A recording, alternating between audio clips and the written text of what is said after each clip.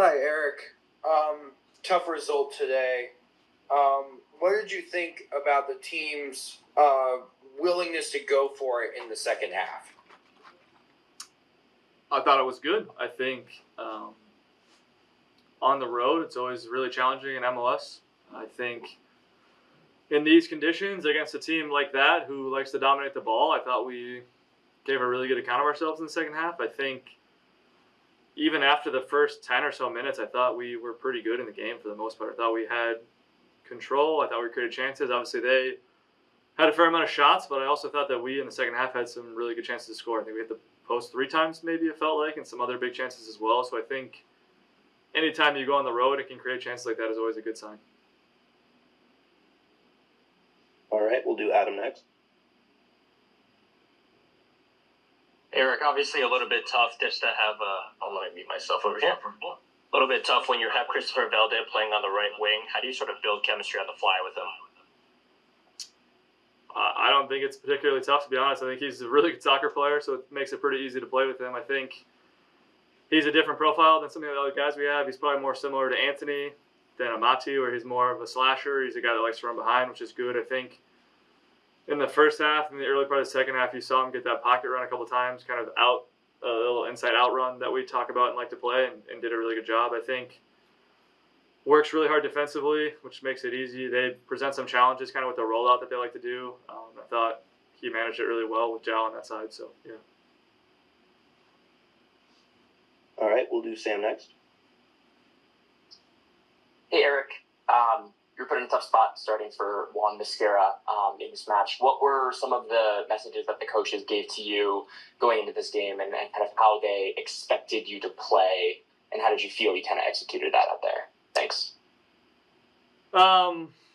Yeah, I found out late, obviously, that I was going to be starting, but this is my 12th year in MLS. I've played 200-something games, so if there's a guy that has to step in late, I'm happy to do it. I think in any position, it's always not going to be easy when you don't train with the guys all week, but I think it just kind of speaks to you got to be professional. You got to be ready when called upon. Obviously, my role in the team this year is not going to start every week, but when you need to play, you need to be ready to go. I think that's kind of something that I try to uphold and try to be ready that whenever the opportunities come, you make the best of it and help the team in any way you can.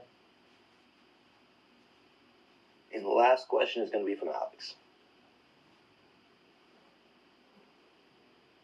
Hi, Eric. The Dynamo finished the match with 16 total crosses. It felt like Griffin Dorsey and Ollie on the left wing had a lot of time and space to deliver balls tonight. Just from your perspective, what was challenging about their game plan tonight? I would say it kind of gets back to that roll-up thing we were talking about. So Jack McGlynn rolls out in that little half space. He does a really good job of it. Griffin Dorsey does a very good job of bombing on from that side. And they kind of just end up overloading you on that side. And it's challenging because you kind of have to either fight the temptation to jump out there and you kind of have to maintain your position, or you do jump out there and you sort of expose yourself a little bit. And I think that's when it's hot, when you're on the road and you just lay it 1 or 2 times, it can kind of build up slowly and then kind of build pressure, build momentum. And I think that stuff's always going to be challenging. They obviously have big targets too. Ponce and Linger are pretty good aerial threats. They're not the biggest guys, but they're sturdy and found their way into some crosses. But I think that's just the way that it's going to be against the Dynamo sometimes when you go on the road. I think it's better than giving up stuff through the middle. I think one of our team principles is you want to try to force stuff wide. And when you have players like Jack McGlynn and Griffin, they're just going to be able to create and get end line sometimes, and you got to be able to deal with it, which I think Finn and Zupa did a really good job of. Hi, Coach. Another tough road result. At the beginning of this year, you spoke about how you wanted this team to develop an identity. At this point in the season, it looks like the identity is closer to playing to the level of your opponents. Basically, you play well against the good teams, but you play down to teams that aren't as good, and you allow the results to slip away from you against teams that, in theory, the Timbers should be beating. So I'm wondering if you agree with that assessment and how that applies to tonight's game. Yeah, I think that's pretty fair, balanced. you think our position in the table, and we should be beating. You think it's always a difficult place to play. I think when you look at our results here over the last 3 or 4 years, they haven't been great. So, and I don't think you can take any away game in the MLS for granted. But I think there's definitely an element of. I look at it another way that when we play the top teams, there's no pressure on us, there's no expectation on this young team, and I think what I saw tonight, and I think I saw it at St. Louis, maybe at Toronto, is that I've probably got to get the selections better for these games, because you think about Rojas, Chara, Paredes. I thought the two centre backs were fantastic, and the goalkeeper. When they came on, they played like it was a final, and I just feel as if. I felt as if the others were waiting for something to happen, waiting. Oh, it's okay. We'll get another chance, or we'll get another opportunity, or we'll get another game, and we won't get another game. And I think that's probably been a consistent pattern. So it's something that it's a big learning for myself, and it's a big learning for the younger players in the team. Is that you cannot wait. Nobody comes and just gives you 3 points. You've got to go out there and earn it. You've got to beat teams. You've got to punish teams. You've got to score chances when you get them, and I think that alongside those types of results has probably been a real disappointment. And tonight we had opportunities to score. I didn't probably think we deserved to win the game, but when you have chances to score, you've got to take them. If you don't take them, these games are hard. And if you think about the set plays. You've got to defend set plays. We did for the majority, but we slipped up on one and we got punished. All right, Adam.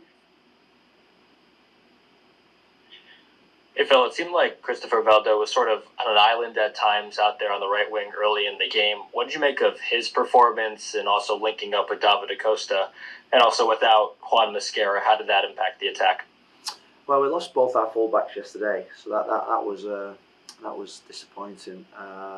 No, I think there's more to come from Christoph. I think he's getting used to the tempo, the physicality of the league, the referees in the league. He's not going to get cheap fouls. He knows that. He knows that. He should start learning that. And you look at. I think I said it before the game. Is that at this stage of the season, it's DP times. DPs have got to win you games of football. You look at who won Houston the game tonight. They're DP. So I think that's the responsibility that comes with being a DP. And our DPs have got to win us games of football when it's tight, when it's nervy, when the big games come, when it's playoff time. We need to stand up, and we need to support them with that. We need to give them the best platform to get into the best positions, and that's something that will happen with Christoph for sure, because he's an incredibly talented boy. Sam? Hey, Coach. Kind of to build off of that, and also you mentioned last week that you want to see your team become more ruthless. I think it's safe to say they haven't quite found that yet. No. What do you view your role as kind of, the head coach leading this team with, just 4 regular season games left? What do you view your role as helping those players like Velda, like DaCosta, step up to win those games and helping your team find that ruthlessness kind of, as the head coach out there? Well, I mean, I'm the head coach. I've got to give them the best platform to play. I've got so much belief and confidence in these players, and they've got to go out and play with the same belief and confidence that I have in them. And I think in terms of what we're trying to do, we're trying to put our best players in the best positions to perform, to get the best out of them, to make sure that we're an attacking threat. Now, the ruthlessness you cannot inject. You've got to practice. You've got to develop. You've got to put yourself out there. You've got to show courage. You've got to keep putting yourselves in the positions to score, to take the 1v1 chances, and eventually they will do it. If you practice hard enough, you work hard enough, you keep believing in yourself. That's what will happen, and that's what we just need to keep emphasizing to the players in this team. And my job is to remain neutral. My job is to make sure that I'm there to support, to challenge them, to be better, and to give them the best platform to defend. And tonight we didn't do that. All right, and Alex.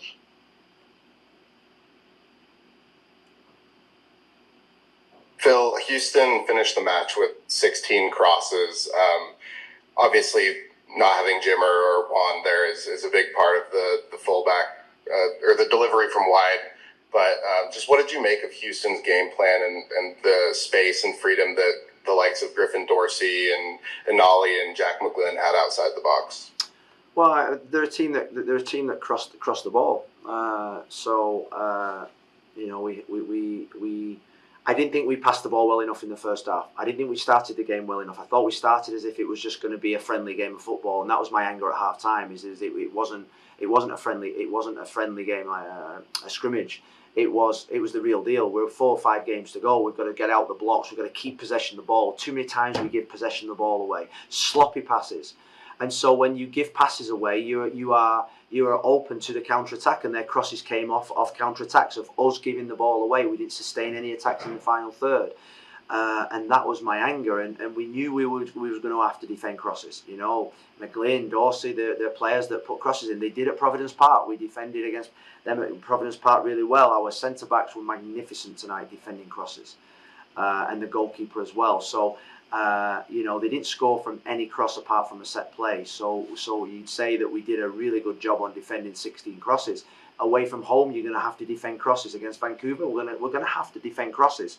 But we're going to have to keep the ball better. We're going to have to keep possession of the ball better, not giving sloppy balls away, trying to play their own individual game. We've got to play as a team. We've got to trust each other. We've got to trust the game plan.